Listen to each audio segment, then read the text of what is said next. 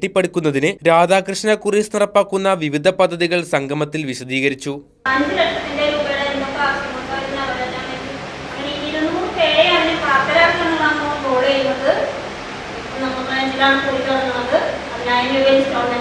Amount 30% option ചെയ്തിട്ട് ഒരു നറുക്കെടുപ്പുണ്ട് എന്നുള്ളത് ഈ കുറിയുടെ ഒരു സവിശേഷതയാണ്. നറുക്കെടുപ്പ് 4,00,000 കിട്ടും.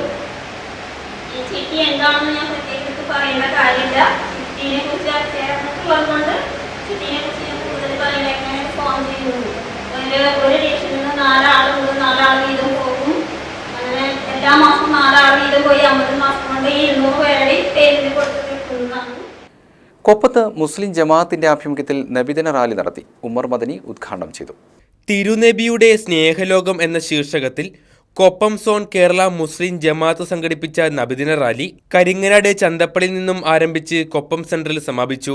റാലിക്ക് കൊപ്പം സോൺ നേതാക്കളായ മുഹമ്മദ് കുട്ടി അൻവരി, ഇസ്മായിൽ ഹാജി, മൊയ്തീൻകുട്ടി അൽ ഹസനി, അലിയാർ അഹസനി, ഷഫീഖ് സഖാഫി, മിഖ്ദാദ് തുടങ്ങിയവർ നേതൃത്വം നൽകി.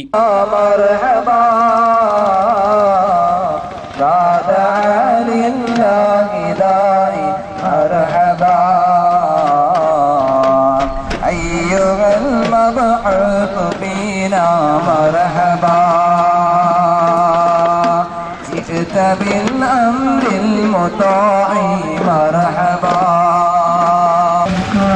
صلوات الله عليك أنت شمس أنت بدر أنت نور فوق نوري أنت إكسير الرغاني أنت مصباح السرور يا نبي سلام عليك.